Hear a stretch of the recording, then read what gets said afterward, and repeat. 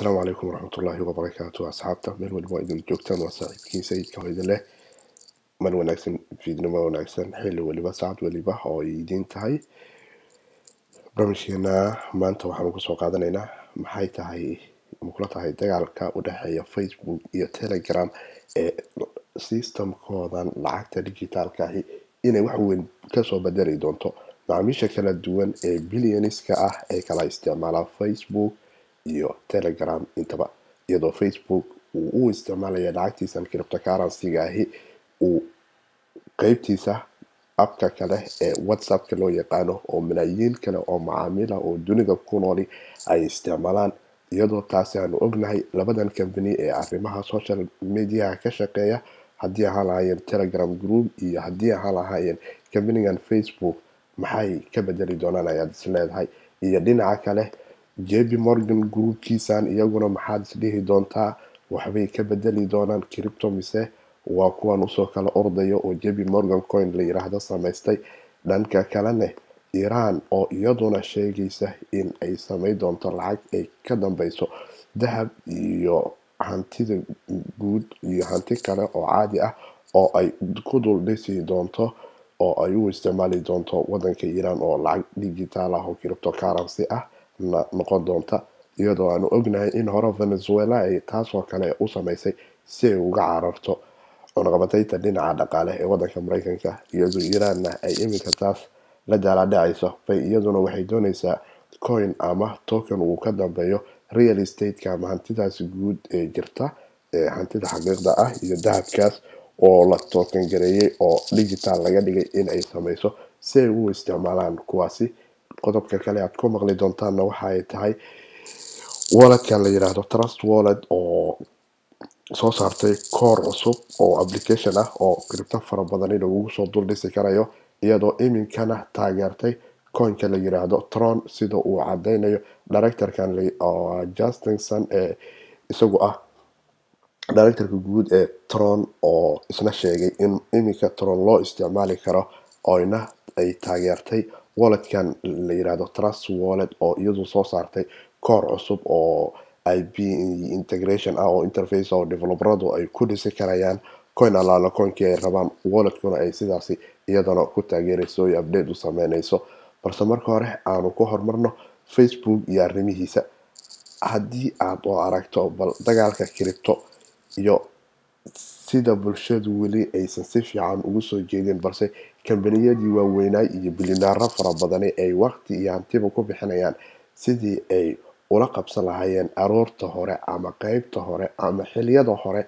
ama dadka ugu horeeyaba ay u noqon lahaayeen dadka la jaan qaada lacagaha digitalka ah ee cryptocurrency-ga la yiraahdo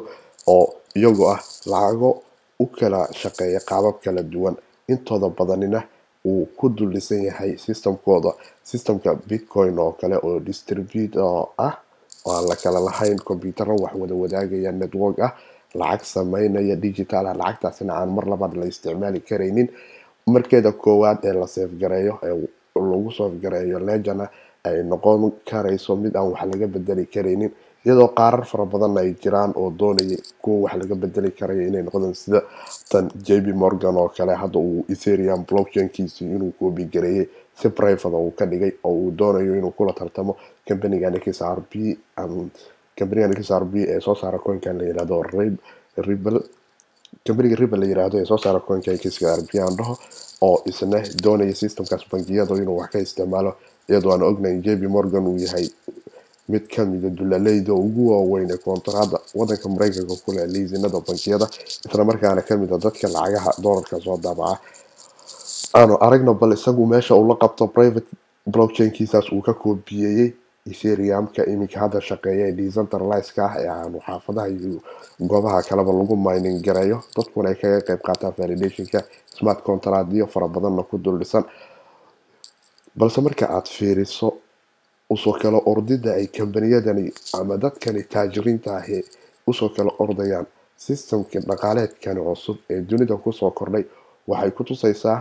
in xaaladdu ay si kale u socoto wax fara badanina aad uga baahan tahay inaad ka fahanto lacagahan digitalka ah qodobka kale aan kusoo qaadanayno waa tan oo aan hore idinkugu soo sheegay Trust Wallet oo iyadu ah wallet aad u weyn, Binance-na aad u taageerto isla markaana developeradooda ay qayb ka yihiin, ayaa waxa ay iminka soo saartay application ay developerada coinanka kale ee lacagaha digitalka ah ee 2000 kasii badan ee coin market cap-ka yaala ay iyagu ku dhisi karayaan aabi dhinaca developerada ayaana kan uu koorkani isticmaalaya oo u fududeynayo waxyaabo fara badan inay ku implement gareyn karayaan applicationka Trust Wallet, taas oo fududeynaysa in si fudud ay walletku u taageerto coinkaas ay developeradu jecel yihiin inay ku kordhiyaan. iminka waxa ay taageertaa Bitcoin, Litecoin, Bitcoin Cash iyo Ethereum, Dash, Zcoin ama Zcash, BNB iyo Ripple iyo Vision iyo Tron, Icon iyo Tom Jane iyo kuwa kale, iyo sida hadeerba uu sheegayo Justin Sun oo Tron-na waa ay kusoo dareen.